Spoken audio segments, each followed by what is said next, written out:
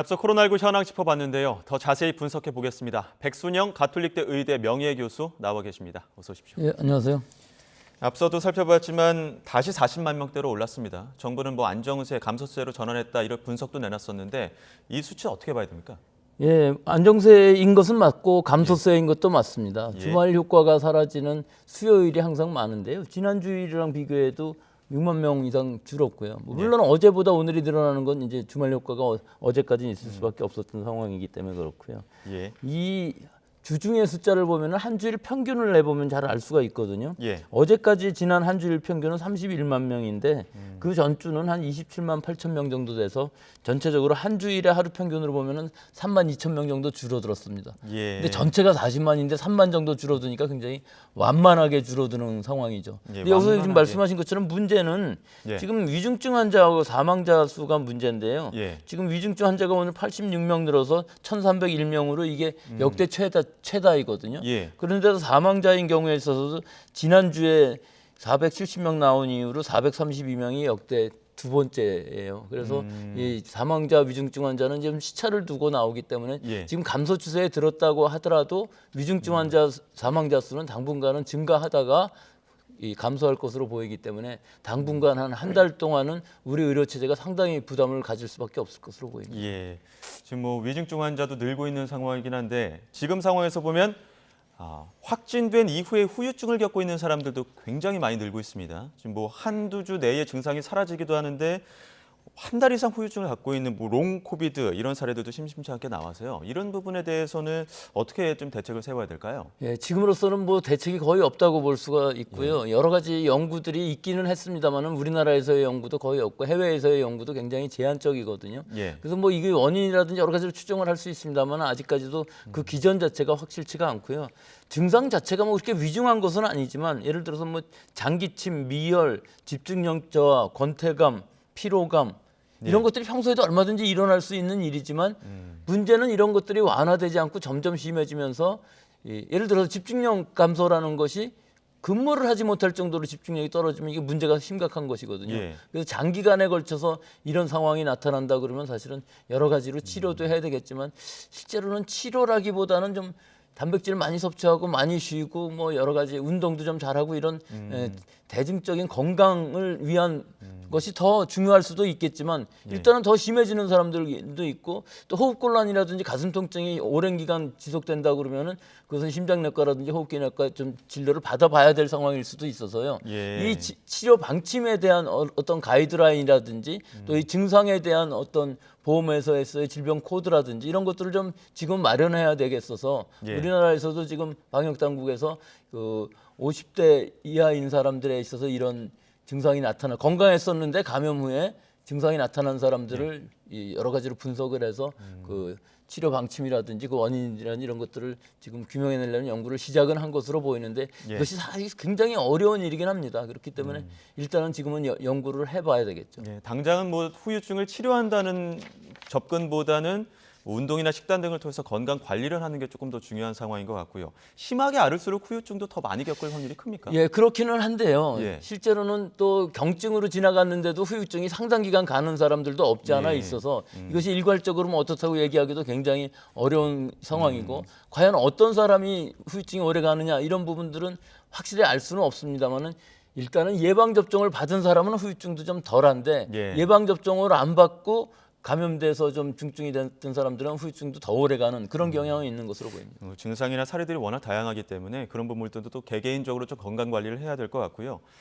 이제 또 오늘부터는 확진자들이 동네 병원에서 코로나 외에 골절이나 이런 한의원 같은 경우에도 확진자가 대면 진료를 할 수 있는 동네 병원에서 그런 방안들이 생겼습니다. 물론 특정 시간대를 예약을 하긴 해야 되겠지만 그래도 이동 간에 어떤 비확진자와 섞일 우려 이런 가능성은 없습니까? 그렇죠. 접촉할 가능성이 높고 특히 동네 의원이나 한의원 같은 경우는 고령층들도 많이 진료를 받으시러 가기 때문에 이 접촉을 최소화할 수 있는 방법이 필요하겠죠. 그래서 지금 말씀하신 것처럼 예약하는 시간을 조절해서 좀 줄이는 방법.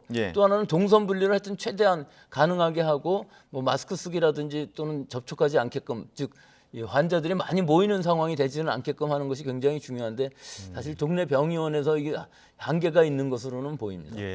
지금 이 코로나19 감염병 등급을 보면 코로나19는 감염병 등급 1등급입니다. 근데 정부가 이 등급을 하향하는 조치도 검토하겠다 이렇게 이야기를 했는데 등급을 하향하게 되면 바뀌는 점이 있습니까? 예, 일단은 그 1급부터 설명을 드리자면은 1급 감염병은 이 전수적 조사를 해야 되고 바로 신고하고 예. 또 음압격리 치료를 해야 되거든요. 예. 그런데 지금 일반 병의원에서 치료를 하기 위해서는 이 1급 전염병이라고 하면 안 되는 거 아니겠습니까? 예. 예, 그래서 이것을 2급이나 4급으로 이제 해야 되는데 변환을 시켜야 되는데 예를 들어서 계절 독감 같은 것들은 4급이거든요. 예. 근데 우리가 독감 걸렸다고 그래서 뭐 치료비를 준다든지 뭐 격리했다고 그래서 격리하지도 않지만요. 보조비를 준다든지 이런 것들이 없어지기 때문에 이 4급으로 전환되면 일반 병원에서 치료는 받을 수 있지만 사실은 격리를 하지 않게 되고 또 격리 비용뿐만 아니라 치료비도 본인이 내야 되는 상황으로 바뀔 수가 있기 때문에 예. 일단은 코로나19의 경우에서는 2급으로 되든지 4급으로 되든지 거기에 딱 맞는 것은 아니고 플러스 뭐 보조를 좀 한다든지 치료비 예. 보조를 한다든지 하는 것이 필요한 것이 팍스로비드 같은 경우는 자비로 한다 그러면 사실은 530불이나 되거든요. 예. 그러니까 그거를 당국에서 지금은 전액해주고 있지만 이것은 앞으로 팍스로비드라든지 뭐 렘데시비르, 뭐 몰루피라비르 이런 약들을 처방했을 때 그 부분에 대해서는 정부에서 다 보조를 해준다. 뭐 이런 원칙이 있어야 될 것으로 보여서 확실히 지금에 있는 1급, 2급 감염병의 분류하고는 좀 다른 융합된 방법을 써야 될 것으로 보입니다. 그러니까 전반적인 기조는 대응이나 등급 같은 경우도 또 완화하는 추세인데 정부가 이번 주 금요일에도 또 거리두기 조정안 발표를 할 예정입니다. 사적 모임 10명 그리고 영업시간 자정 정도로 이야기는 나오고 있고 또 아예 완화 폭을 좀 키우는 것 아니냐 이런 관측들도 나오고 있는데 어떻게 예상하십니까? 예, 뭐 지금은 완화할 수밖에 없다고는 생각합니다. 예. 초기에 오미크론이 유행이 시작하면서 급증하는 시기에 완화된 것이 잘못이고요. 예. 지금은 어찌됐든 감소 추세에 들어간 것은 확실해 보이고 지금 누적 확진자가 1277만 명이나 되거든요. 예. 우리 인구의 25.5%이고요. 예. 또 무증상 경증 또 진단검사를 받지 않는 미확인 감염자들도 상당수 존재할 수밖에 없기 때문에 예. 이거 다 합치면 거의 50% 정도가 감염됐다고 지금 현재도요. 예. 감염됐다고 볼 수가 있고요. 더구나 2차 접종까지만 본다면은 전 국민의 86.7%가 접종을 받았기 때문에 물론 시간이 지남에 따라서 감염 예방은 못할지 몰라도 위중증으로 가는 것은 많이 막아줄 수 있는 상황이라서 예. 전체적으로 돌아보면은 우리가 지금 유행의 규모가 줄어드는 시기에 위중증 화율도 뭐 낮아질 수 있다면은 지금 시기에 완화하는 것은 큰 문제가 아닌데 예. 시차를 두고 위중증 사망자가 이제 늘어날 것이기 때문에 우리 지금 의료 체제가 과연 이것이 잘 견뎌줄 것이냐 하는 부분에 전력을 다해서 준비를 해야 될 시기라고 보겠습니다. 저희가 과거 그 코로나 사례를 보면 한 번에 악몽이 있잖아요. 그러니까 델타 때 조금 줄어드는가 싶더니 오미크론이 크게 확산을 했고 지금 오미크론이 조금 줄어드는가 싶은데 또 스텔스 오미크론이나 다른 변이들이 계속 나오고 있는 상황입니다. 혹시 재확산 가능성에 대해서는 어떻게 보십니까? 글쎄 우리나라는 좀 해외 다른 나라들이랑 다른 점이 예. BA1이라는 스텔스 오미크론하고 BA2라는 스텔스 오미크론이 뭐 거의 동시에 조금 시차를 두고서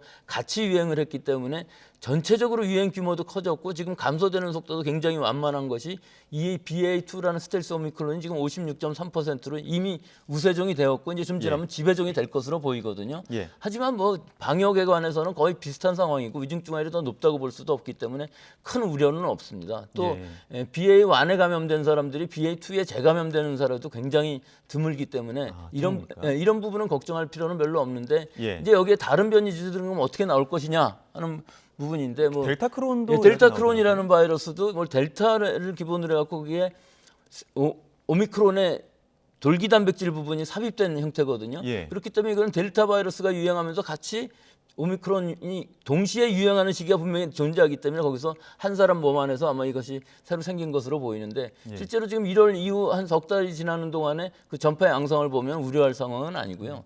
앞으로 또 새로운 변이주가 나온다 할지라도 전 세계적으로 오미크론이 너무나 크게 유행을 했기 때문에 실제로 새로운 바이러스가 좀 더 이 유행을 크게 할 그럴 가능성은 거의 없어 보입니다. 그것이 실제로는 코로나19라는 바이러스의 한계일 수가 있는 것이죠. 예. 새로운 바이러스가 나와서 뭐 코로나21이라든지 22라든지 이런 것들이 다시 발생한다면 모르겠습니다만 지금 상황으로 보면은 코로나19에 한한 그 변이주는 그다지 걱정을 안 해도 된다고 봅니다. 그 새로 등장하는 바이러스들이 지금까지의 추세로 봤을 때는 치명률은 낮은 상황인 거죠?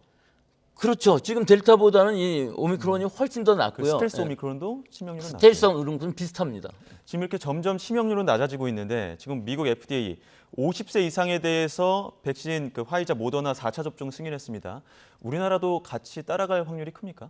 글쎄요, 저는 거의 그거는 크지 않다고 보는 것이 예, 미국의 경우는 비만 인구가 굉장히 많습니다. 예. 예, 이런 분들, 기저질환이 있으신 분들은 4차 접종 맞는 것이 이득이 굉장히 크겠지만요. 일반적인 정상적인 면역을 갖고 있는 사람들이라면은 3차 접종을 받았을 때와 4차 접종을 받았을 때 과연 이득이 뭐가 있겠느냐 하는 것이 이 지금 백신이 오미크론에 대한 백신이 아니거든요. 예. 예, 우한 바이러스를 기본으로 한 백신이기 때문에 감염 예방 효과는 뭐 거의 없습니다. 위중증을 예방하는 효과는 있는데 3차보다 그럼 4차가 더 많을 것이냐? 그거는 뭐 크게 이득을 볼 수 있다고 생각은 하지 않지만 예. 기저질환이 있으신 분들, 비만이신 분들은 4차 접종을 맞으시는 것이 예, 좋을 것으로 보이는데 우리나라에서는 지금 4차 접종을 하고는 있습니다만은 이런 기저질환이 굉장히 깊으신 분들이나 아니면 요양원, 요양병원의 입소자, 종사자들을 대상으로 4차 접종을 시행을 하고 있는데 예. 사실은 그렇게 많이 맞고 있지는 않은 것으로 보입니다. 예. 소아 접종도 이야기를 해봐야 될 것 같습니다. 내일부터는 만 5세부터 11세 소아 접종 또 시작이 될 텐데 예약률이 1%입니다. 그 접종 필요성이 크다고 봐야 됩니까? 좀 시기적으로 너무 늦었죠. 예. 어린 아이들 중에서도 만성 기저질환이라든지 면역 약화 환자 또는 소아 당뇨라든지 비만 등 고위험군의 경우에 있어서는 빨리 맞는 것이 좋았는데 지금 내일부터 시작을 해갖고 3주 간격으로 2차 접종을 받고 또 14일 정도 지나야 면역이 생긴다 그러면 뭐 5월 달이 지나가는 상황이거든요. 예. 더구나 일반적인 면역을 가진 건강한 아이들인 경우는 그 간격이 8주예요. 그렇게 예. 되면은 접종을 받고 14일 지나려면 6월 달이 되거든요. 예. 그러면 이미 오미크론에 의해서 60, 70% 정도 어린아이들이 다 감염된 이후에 이 접종을 받을 필요도 없고 또 감염 예방이라는 의미에서 봐도 거의 의미가 없는 상황인데다가 이 백신이 성인의 3분의 1 용량으로 10마이크로그램 정도이기 때문에 예. 사실 감염 예방 효과는 좀 제한적이거든요. 그러니까 위중증으로 가는 것도 어린아이들은 위중증으로 가지 않는 데다가 예. 많은 아이들이 감염이 돼서 더 이상 큰 유행이 일어나지 않는 상황에서 예방 효과를 얻기 위해서 맞는 아이들은 굉장히 적다고 볼 수 있습니다. 소아 청소년 중에 꼭 맞아야 되는 경우가 있다면 어떤 아이들이 있을까요? 그렇죠. 기저질환이 있는 아이들, 선천적으로 좀 미숙아로 태어나서 면역력이 약한 아이들, 예. 또 좀 비만인 아이들, 예. 만성으로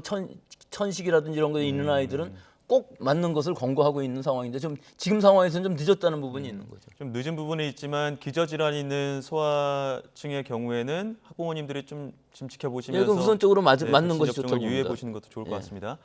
지금까지 백순영 가톨릭대 의대 명예교수와 코로나19 상황 짚어봤습니다. 오늘 말씀 고맙습니다.